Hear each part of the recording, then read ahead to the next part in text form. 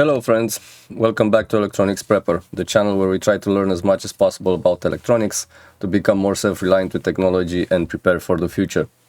Today I would like to show you some experiments and talk to you a little bit about coils, inductors, specifically how to test inductors that we have recovered from a device, inductors about which we don't know anything or almost anything, how we can measure their inductance. Well, one way of measuring their inductance at a relatively high current, and all sorts of things like that. These things are important, again, especially when we are using recovered inductors and coils, because we need to know in which circuit we could potentially use them, you know, based on their inductance, based on the maximum current that they draw, etc., etc. So, that being said, we will be discussing quite a bit of things, quite a lot of things in this video. We will be taking a look at a circuit that I created in order to generate some impulses, in order to basically switch the current on and off through the inductors that I want to test. And we're gonna be looking at that.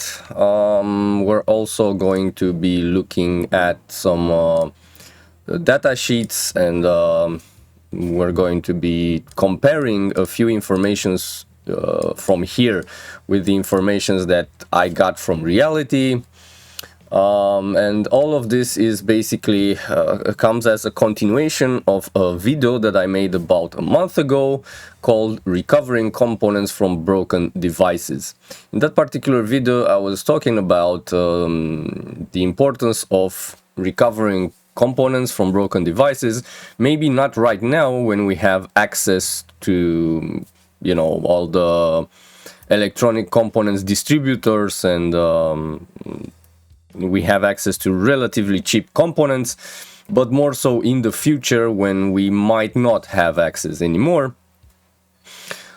Even so, it's a good idea not to throw at the trash anything that you don't need just like that, because certain things can be useful.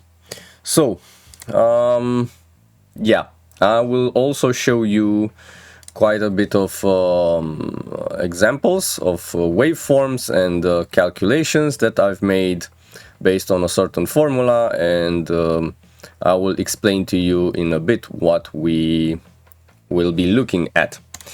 First, please allow me 1 minute to thank the sponsor of this video, which is PCBWay, a leading PCB manufacturer with many capabilities to help you build whatever circuits you want to build in order to have them professionally made, nice looking circuits.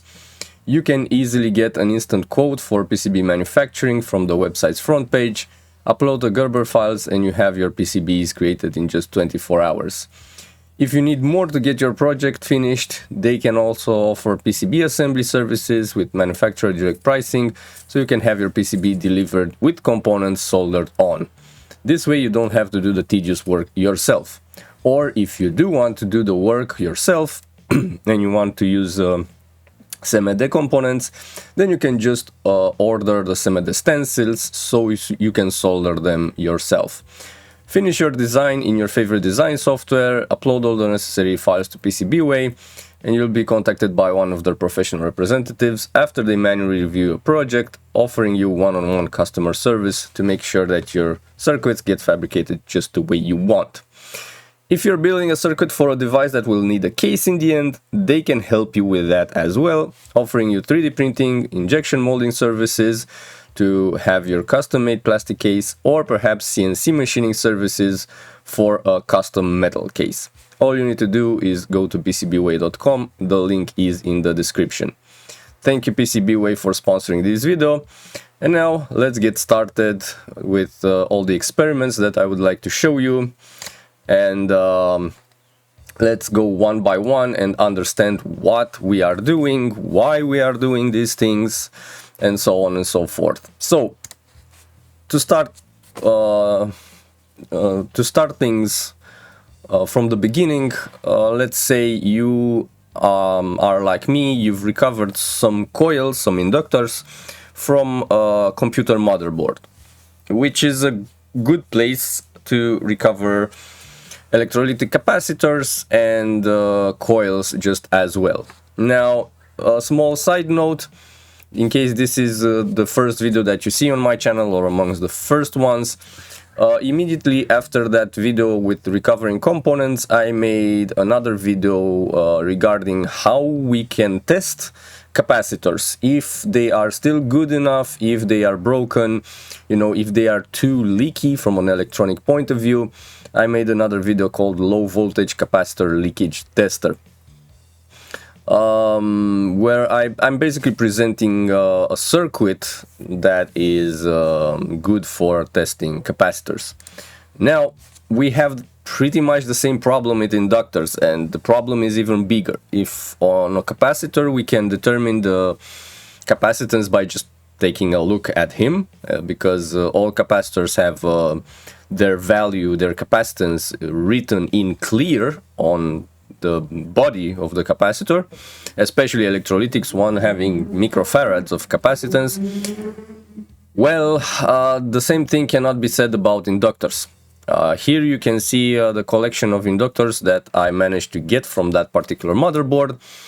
This is the only inscription on them, and good luck trying to find any datasheet or any information about them whatsoever. I tried earlier and just searching on the internet these codes will not retrieve anything, will not give you anything at all. So you have no idea whatsoever, you know, what are these inductors about. Hence the problem of testing them and performing some measurements on them. So what do we want to do? Well, we have a certain formula, this upper one, that states that the voltage across an inductor is equal to the inductance multiplied by the difference in current that passes through that inductor divided by the difference in time, the distance in time in which that current is passing. Okay, and there's also a minus in front to basically signify that the voltage is having an opposite polarity, but we don't care about that. Now, you might be more familiar, let me just zoom in a little bit. Okay, this is the maximum. You might be more familiar with another formula that is being presented a lot in the English-speaking world, which has V instead of U and has di dt instead of delta E, delta T. This is because you typically use V for voltage. In the Eastern European countries, we don't. We use U for voltage. V is just for volts. We like to make the clear distinction between voltage, the measure, and volts, the measurement unit. Okay, and also di dt, technically speaking, this formula would be more correct with di dt. The problem is that d comes from a derivative, and so we would be forced to somehow calculate the derivative of current and time, and that's, well, something a lot more difficult to do, and something that I personally don't know how to do it. I never understood this is basically derivatives, integrals, and limits are part of what we call mathematical analysis, and this is something that I've never been good at. However, we can make a simplification if we have a constantly changing current in a constantly changing amount of time. Then we can simplify this formula, and instead of di dt we would have only delta E, delta T, delta, the Greek letter delta, signifying here the difference between 2 points. Okay, so the difference in current between 2 points and the difference of time between those 2 points. So this way we can calculate things a lot easier. We don't need to bother with derivatives. Now, in practice, we do not know the inductance. This is one of the things that we're trying to determine. So if we just move things around a bit and we ignore the minus sign because we don't care about that, then the inductance can be calculated as the voltage multiplied by the difference of time divided by the difference of current that passes through that particular inductor. Okay, so we will be taking this formula as the basis of our experiments. And based on that, what we want to do is essentially inject a current into the coil. The current will have some fluctuations. We will take a look at where the current is starting to increase linearly over time. We will take a segment of that linear increase in time. We will also calculate the voltage that is across that coil in that particular time, and this is how we will be determining the inductance. Okay, and for that I've also prepared this Excel just so that I can make calculations a lot easier for me. So before I end up explaining the Excel, let's dive into what we are doing here. So I'm gonna jump a little bit forward and I'm going to show you this. So if we have an impulse generator circuit that is able to trigger on and off the passing of current through a certain inductor, we might have something like this. In this particular circuit, we don't have any inductor. We have a resistor in the place of an inductor. But if we have with white presented here up the impulse that triggers on and off a transistor that acts like a switch, okay? If we have with yellow the voltage between the ground and the well, I think I better just show you this. Okay, so if we have this circuit, which is the one that I used to test all my inductors, we have a MOSFET transistor as a switch. This is being fed with an impulse from an impulse generator, this white waveform here. Okay,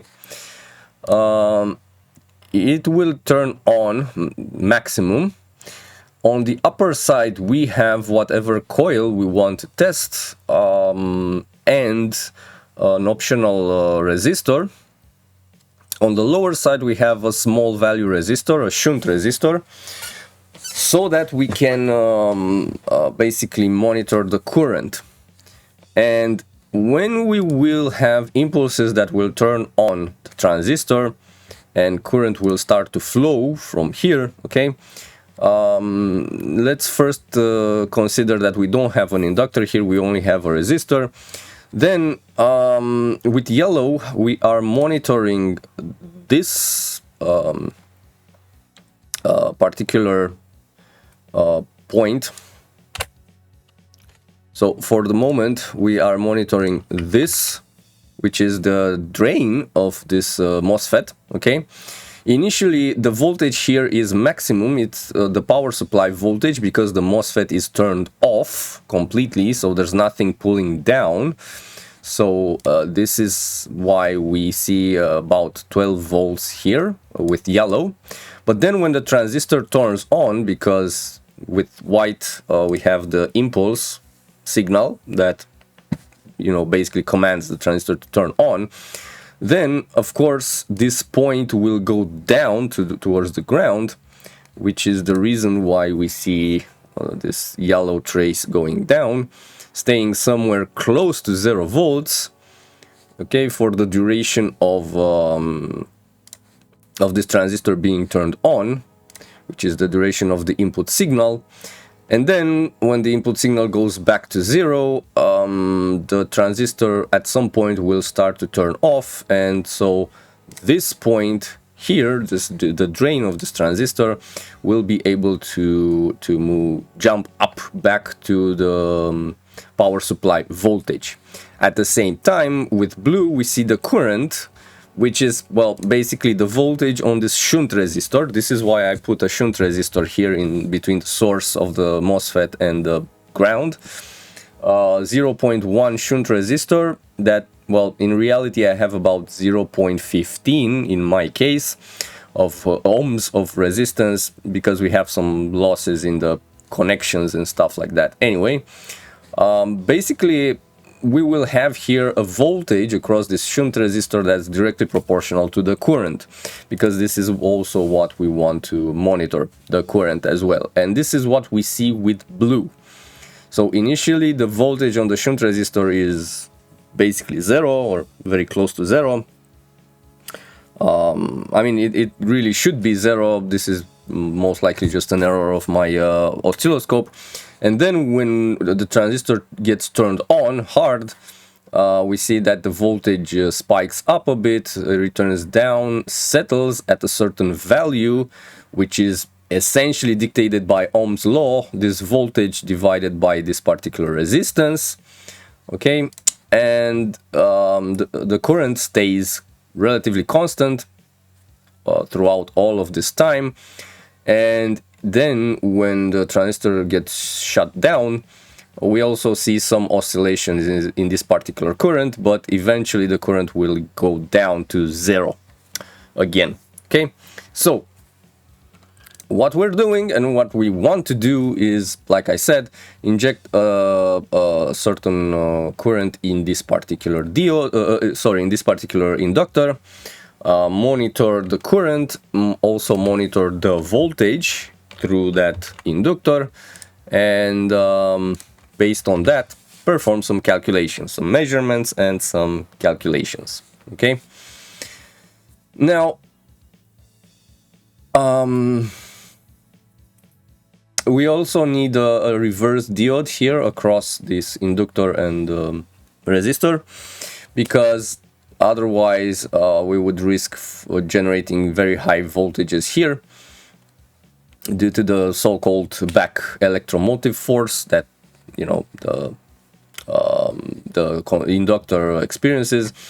And because in certain inductors we don't want to have high currents, we will also need to limit, and also because the current influences the waveforms that we will see on the oscilloscope, and in certain cases we just won't be able to do some proper measurements, we also need to limit this current through a variable resistor of some kind. So this is why there's this R18 resistor here. Okay, and really this is the whole testing circuit that we will be using. But before we get to that, we need to have the signal here to feed into, you know, the gate of this MOSFET.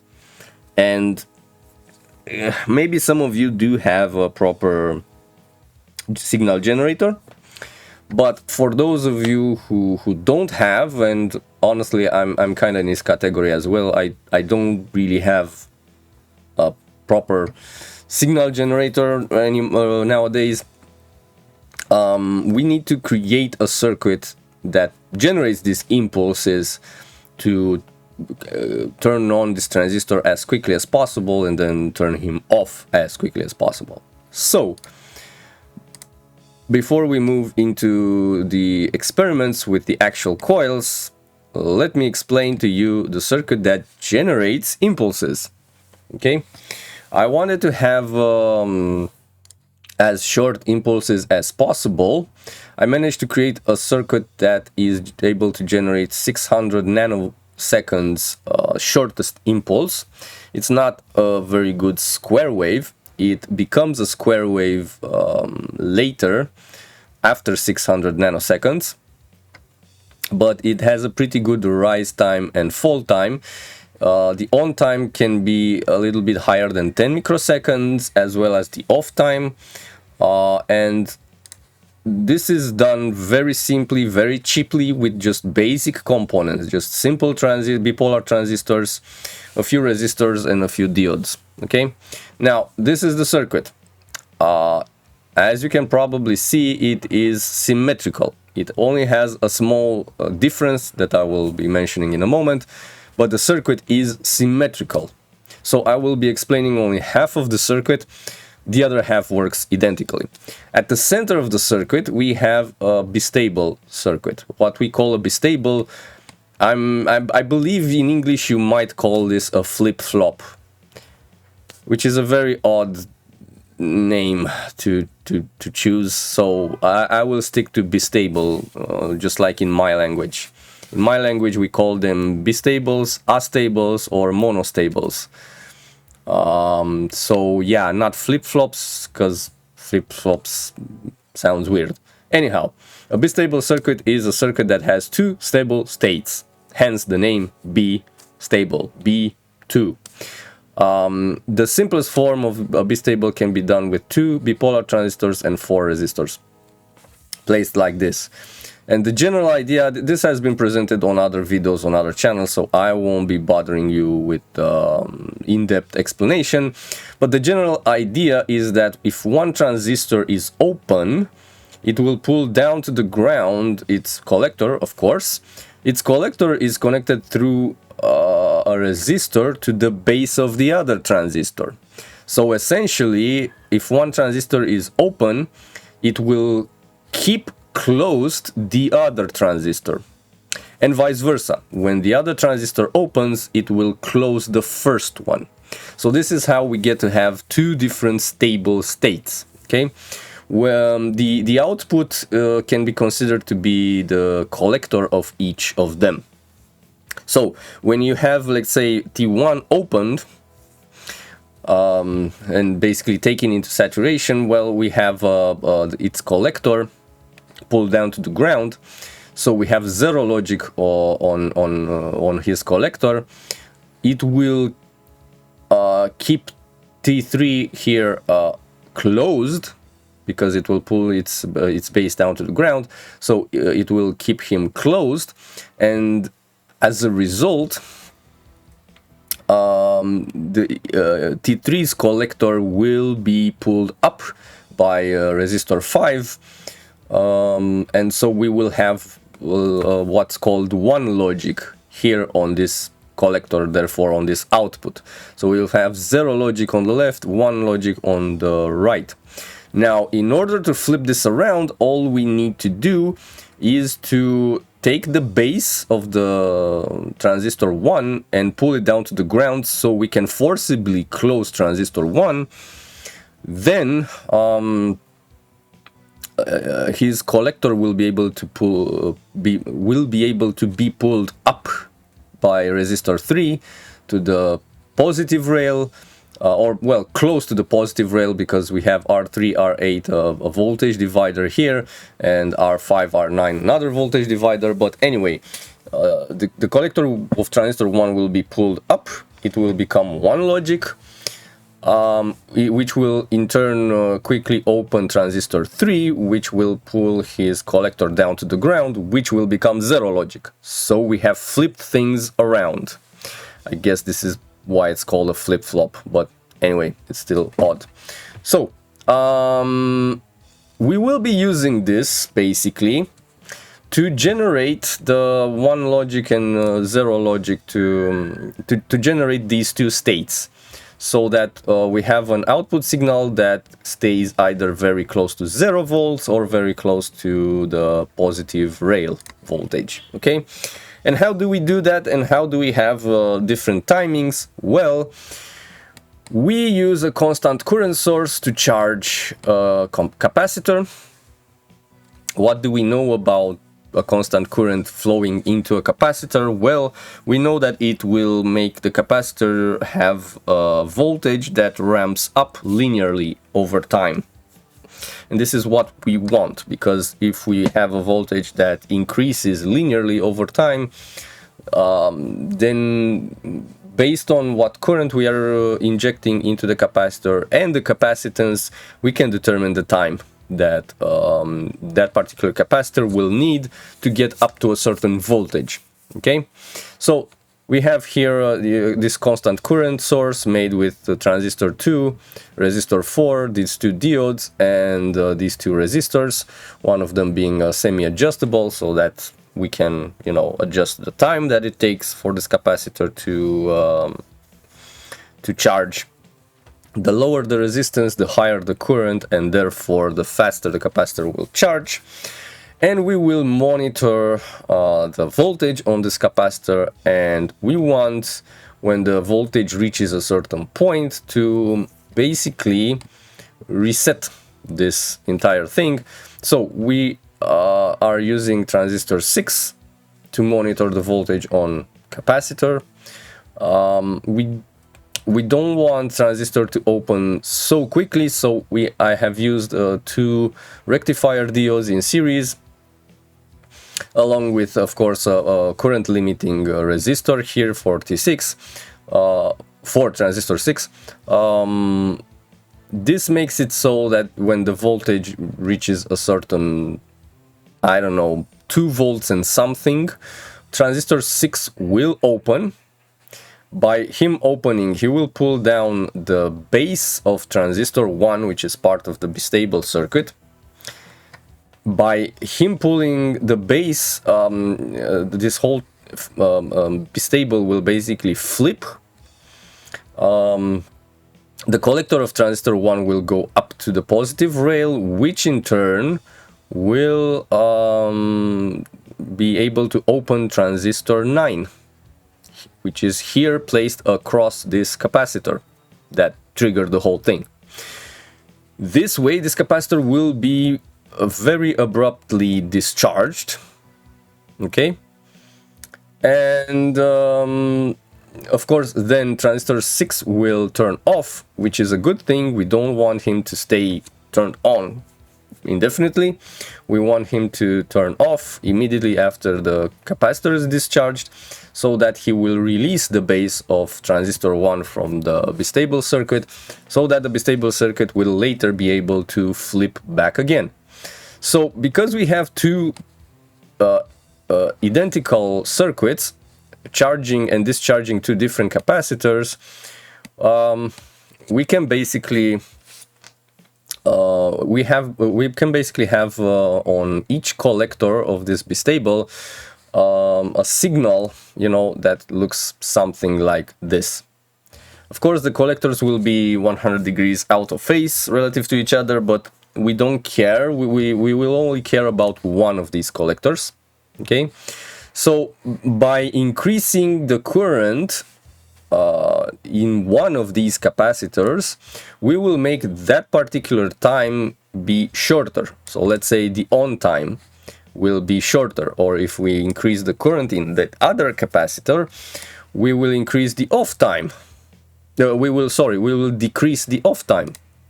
Okay, and by decreasing the current, the capacitor charge is slower, so that particular time, whether on or off, gets longer. So this is how we can create a simple circuit, a simple and cheap circuit that generates impulses where we can adjust the on time and the off time independently. This is what I wanted for my experiment. Now, there is one small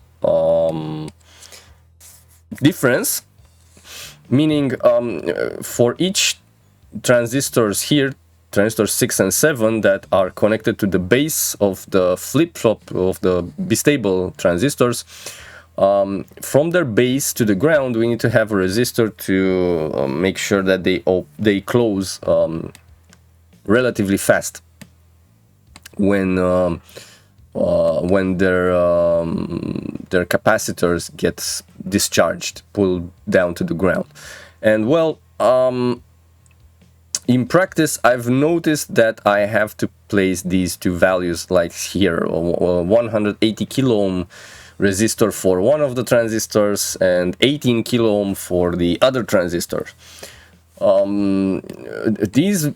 of these values of these resistors were actually calculated initially, but then on the breadboard I realized that I have to manually adjust them a little bit because the circuit initially wouldn't work properly. So this is why I came to realize that for whatever reasons this circuit needs to be a little bit out of balance. If I place two resistors of equal value, the circuit would not be stable. It will oscillate as expected, but it will also vary in time, basically, and frequency, and it will not be stable. By placing a 180 kilo ohm resistor here and 18 here, my circuit became stable enough to be used. You might need to perform your own testing on the breadboard to determine, based on what transistors you use, to actually determine the values of these resistors, and you might need to play a little bit with them. Another explanation that I need to give is with this Schottky diode placed in reverse here. This is so that when the bistable transistor shuts down, this other transistor that discharges the capacitor, we want this transistor to turn off as quickly as possible. So I've used the Schottky diode in reverse, so that, you know, when the cathode gets pulled down to the ground, the Schottky diode will want to keep a much lower voltage than what is needed for a bipolar transistor, for at least a silicon bipolar transistor to work with, and so, you know, this transistor will be turned off a lot quicker than if I would have had here only this 18 kilo ohm resistor. And of course, last but not least, we need to take one collector as the output signal, and I have chosen the right transistor collector here, and I have fed this signal into a push-pull configuration with two bipolar transistors of medium power, BD139 and 140. You can, technically speaking, use whatever transistors you want, but since I want to, you know, switch the gate of a MOSFET, I want to be able to inject higher currents than 100 milliamps, which is the maximum of these low power transistors. So I've used these medium power transistors. There's absolutely no rocket science about this push-pull configuration. Basically, since the bases are connected together and receive the input signal from their perspective, when the input signal can only be some high voltage close to the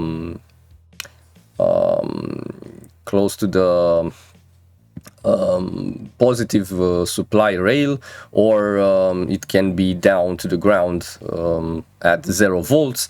So basically, we either have the NPN transistor turned on maximum and the PNP transistor will basically be turned off, or the other way around, we will have the NPN transistor turned off when its base will be pulled down to the ground, and the PNP transistor turned on to the maximum.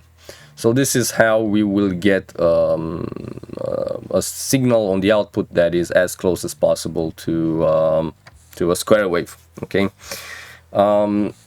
I also chose to put a 47 ohm resistor here so that I don't directly drive the gate of the MOSFET.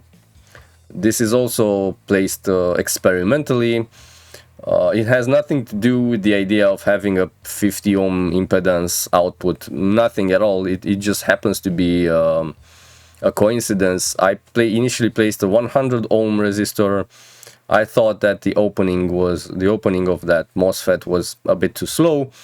If I wouldn't put here any resistor, I would see some oscillations going on. So anyway, I decided to stick with a 47 ohm resistor.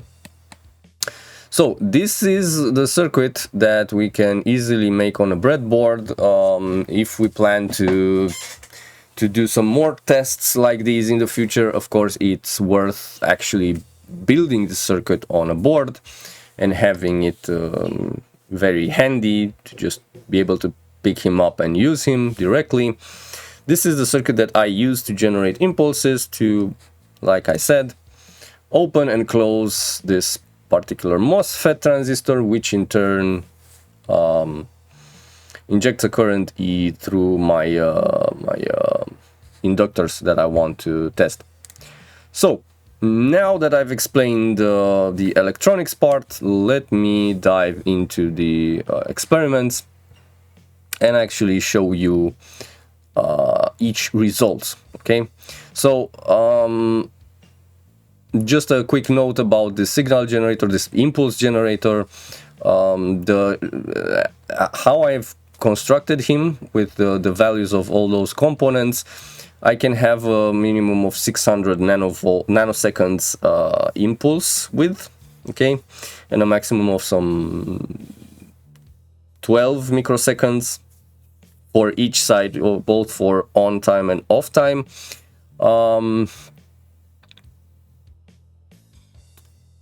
Just a second. The rise time is about 600 nanoseconds. Okay, we have 200 nanoseconds per division here, so we have 3 divisions for the rise time, and for the fall time we actually have less. We have 50 nanoseconds per division, so we have about 4 divisions, so 200 nanoseconds fall time. Okay, so these are pretty steep edges, I would say. Anyhow,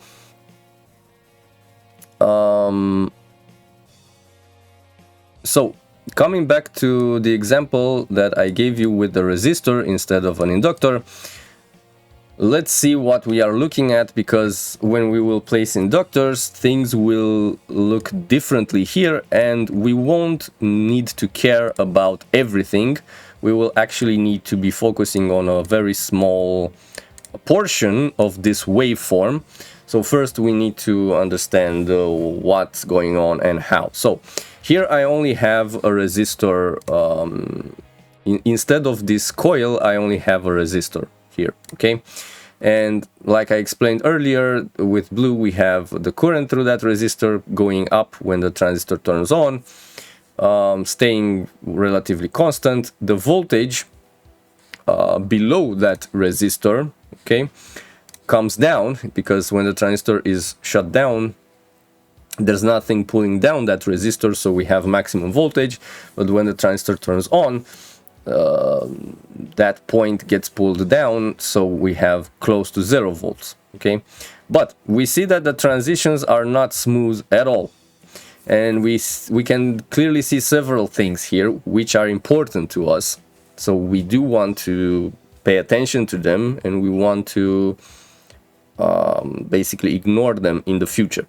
So when the signal goes up,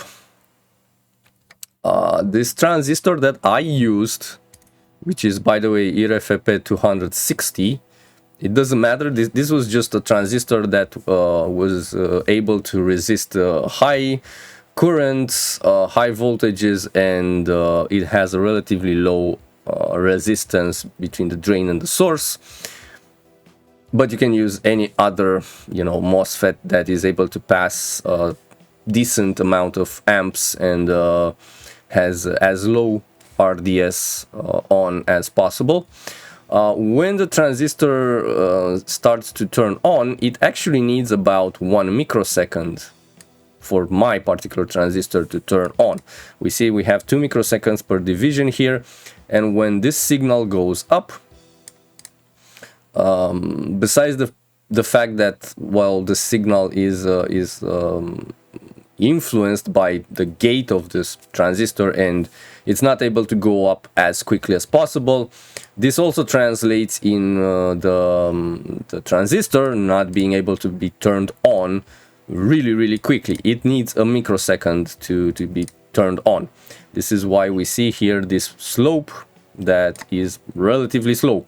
Okay, this is also why we see some fluctuations going on the current that we are measuring with this shunt resistor. So and then the transistor gets turned on and stays turned on completely. You know, this current manages to stabilize himself. Here in this turning on phase, we don't only have the current that's flowing through the resistor, the drain, and out of the source. We also have some current that is being fed, you know, through the gate, because the gate source acts like a capacitor. So whenever we, you know, have an impulse here on the gate, we also have a current that gets into the gate and out of the source. So this will be seen by the shunt resistor, and hence the minor oscillations here that we have. Then everything stabilizes, and then when the input signal goes down to the ground and wants to turn off the MOSFET transistor, we see several things. We see that again, the shunt resistor experiences a reverse voltage, okay, which is also due to the capacitance between the gate and the source of the MOSFET. This is why we see a spike here going down. I forgot to mention the zero line is here. It's this one, the second line from the bottom. And we also see that, well, the transistor actually takes almost 2 microseconds to turn off. So he will stay on maximum for about 1 microsecond, and then he will start to turn off, and the whole turning off will need another microsecond. So all in all, from when we have the input signal go down to the ground, wanting to turn off the transistor in that particular moment, the transistor actually needs a couple of more microseconds to turn off. And then there will also be some ringing, some oscillations due to all of these parasitic capacitances and inductances in the circuit. And then everything stabilizes again to 0 amps of current and maximum voltage measured here, okay, which is normal. Now, because all of this behavior going on, and by the way, this is something that you will encounter yourself. This is not something that happened only to me. This is something that you will see when you will do your own experiments. Regardless of the MOSFET transistor that you will use, you will see something like this. Obviously, we have to ignore the first part, the turning on part, and the turning off part. We don't care about that. And you will see that when we will actually have an inductor here, the middle part, which is the most important one, will also have some other things going on. So we will need to focus only on a portion of the middle part. Okay? This is important, because otherwise you won't know at what to look at, and you won't know what measurements to perform and what calculations to do based on what. So that being said, let's start by going through the inductors that I have tested. So first, I took a toroidal 80 microhenries inductor that I recovered from somewhere, I don't remember where. It's a relatively high current inductor. I measured him with an LCR meter, and it measured 80 microhenries. So we see here, this is the turning on point, the turning on moment, right? If we take a look at the yellow trace, This is the turning on time, the time that the transistor needs to turn on, so we will ignore this. But after that, we see this spike going down is basically the moment when I shut down the transistor. But here in the middle, we see that for the most part we have a linearly ramping up current and a linearly going up voltage. Okay, the voltage on the inductor is going down, but because we are measuring the difference between the power supply voltage and this point of the inductor, for us relative to the ground, the voltage seems to go up. Okay, so we don't care that much about going up or down, because all we care about is the difference between these 2 points on both graphics. Okay, on a blue graphic of the current as well as on the yellow graphic of the voltage. So for the most part, I have used some cursors on my oscilloscope to, perform some measurements more easily.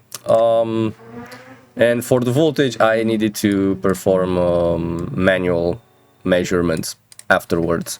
But that wasn't a problem. So basically, by measuring the difference here on the blue trace and on the yellow trace, and by using the previously mentioned formula, we can calculate for that particular inductor at that particular current that we have fed into the inductor, what is its inductance.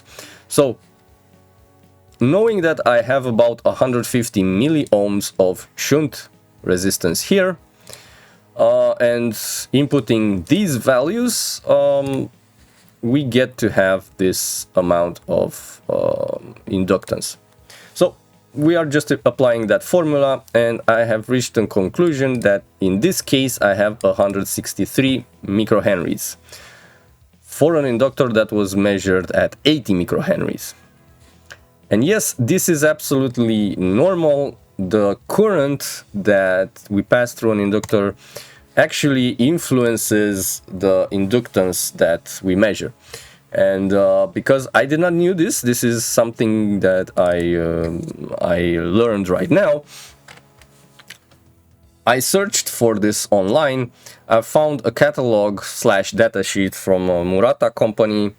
It has 274 pages of all sorts of inductors, and I was able to basically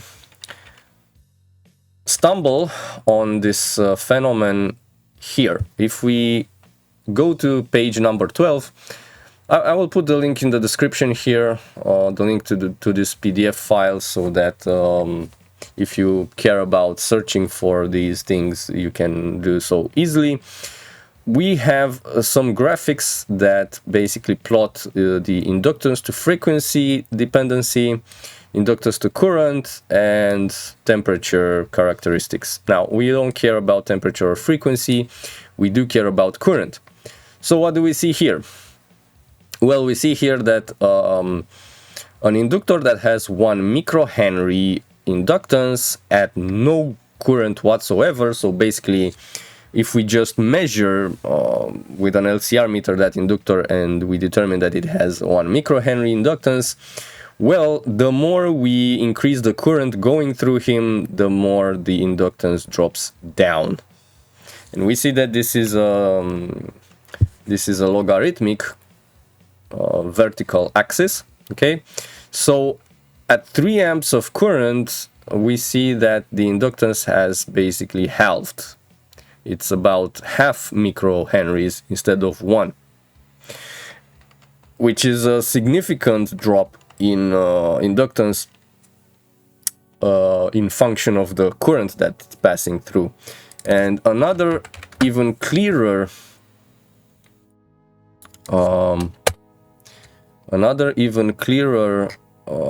graphic is this one at page 14, which is a graphic relative to other models of inductance, inductors. It doesn't matter.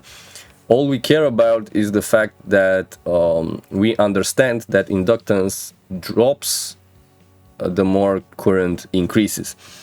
So we see a 2.2 microhenry nominal value of inductor at no current whatsoever drop to below 1 microhenry, so less than half, at 3 amps. Also, we see a 1 microhenry inductor at no current drop at half a microhenry at 4 amps. And basically we see that every inductor will have a different inductance value, and every coil will have a different inductance value based on the current that's passing through that that inductor. Okay, so this is why in certain cases we might calculate other values that we might be able to measure with an LCR meter for a particular inductor. Also, these experiments that I'm showing you are sometimes the only experiments that you need to do, or amongst the experiments that you need to do in order to measure the inductors of an inductor. Because, for instance, I tried to measure the inductance of this 3.3 microhenry semi-dev version inductor. I have used this recently in an experiment with TPS Texas Instruments IC DC-DC converter. Well, unless you have a really good LCR meter that can go down to nanohenries, you won't be able to actually measure these kinds of inductances with an LCR meter. And here is my PicTech LCR meter, which has a resolution of only 1 microhenry, sadly. It was created for relatively large inductors. And as you can see, he is really struggling to measure my 3.3 microhenry inductor. It's oscillating between 8 and 10 microhenries, which is a lot more than he should display. And this is a problem because all of these inductors that we can recover from computer motherboards and other similar devices, all of these are very small inductors in the order of microhenries. So not being able to actually measure them with an LCR meter forces us to perform these sorts of experiments. Okay, so moving forward. This experiment was done with a 26 ohms resistance here in series with the inductor. Okay, the same 80 microhenry toroidal coil recovered, but with 16 ohms, gives us different results. Gives us obviously a higher current through that inductor, and based on the measurements, I was able to calculate a 107 microhenries for this particular inductor. And the same 80 microhenry recovered inductor with only 6 ohms of resistance here gives us yet another set of results, according to which we have only 41 microhenries. So we see that this phenomenon is verifiable in practice. We have a decrease in inductance with the increase in current, because by decreasing this resistor here, we have, of course, increased the maximum current that was able to be injected into that inductor. Okay, so moving on next, I have tested the 220 microhenry inductor, which is this one, bought from the market. So professionally made 220 microhenry inductor that says it can work up to 5 amps, has only 110 microhenries, and with a 26 ohm resistor in series, I have measured this to have 63 microhenries. With 16 ohms, 47. And with 6 ohms, only 19 microhenries. Okay. Moving on to another inductor that I bought, a 150 microhenries, 3 amp inductor.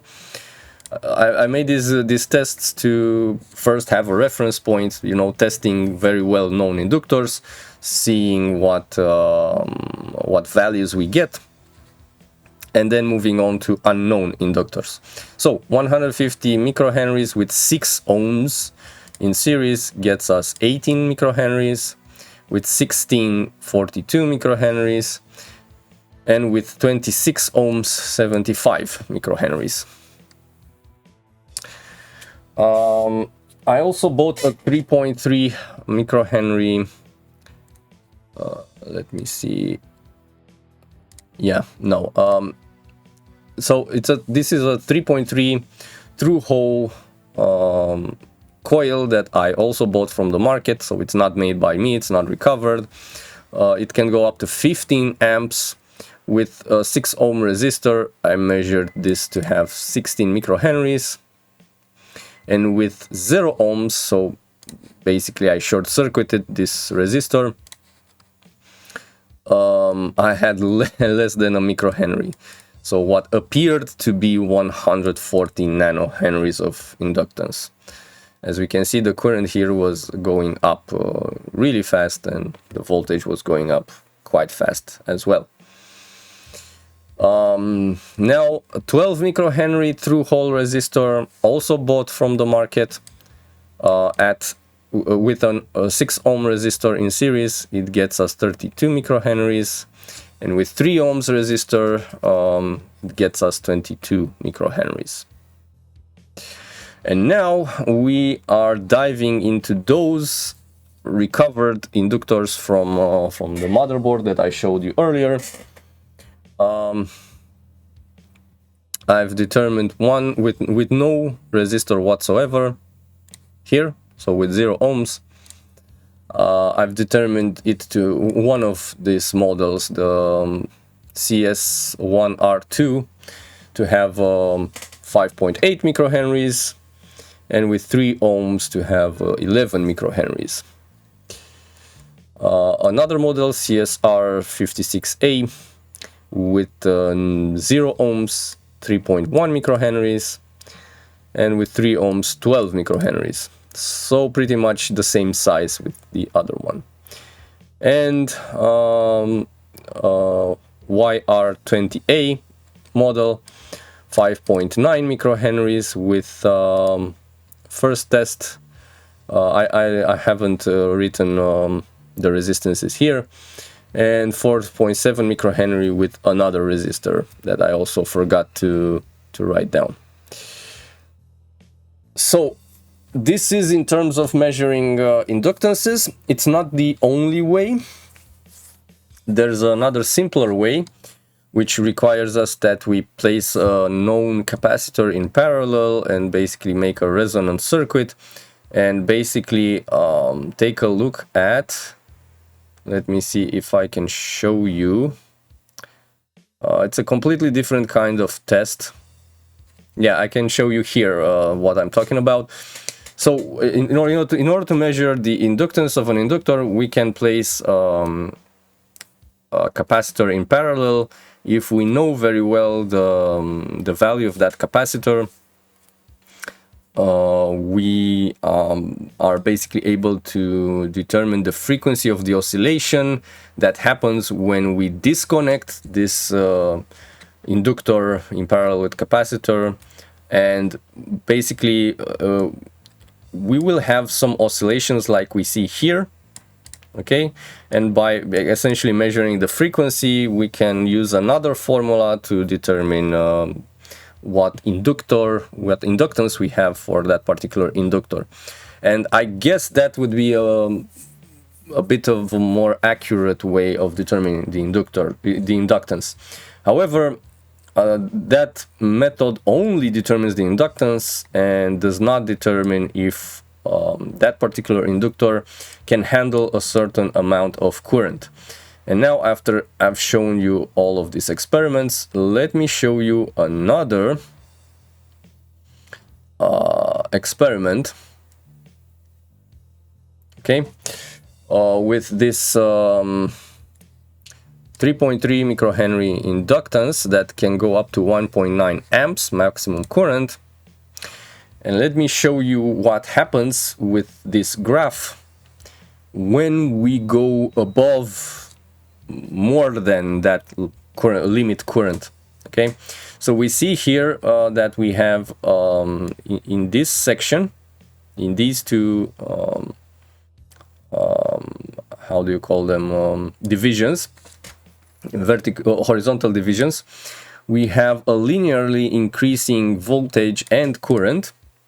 But here, where I've placed this red arrow, here where we basically have around 3.3 amps of current, we see that the graph makes a slight curvature, and then it turns to it tends to become a more and more flattening curve, both on the current and on the voltage that we encounter across that particular inductor. I do believe that that is the point of saturation for that particular inductor. And this is definitely a good way to check if a certain inductor can handle a certain current. And here's another 3.3 microhenry inductor, but this time one that is a miniature inductor that looks like this. It's not this model, but it's one that looks like this. It can handle only, I don't know, a few hundred milliamps.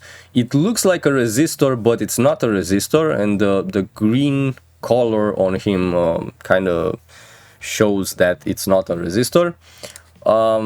Here we can see an even more pronounced curvature and an even more faster flattening of the maximum current and the maximum voltage that goes through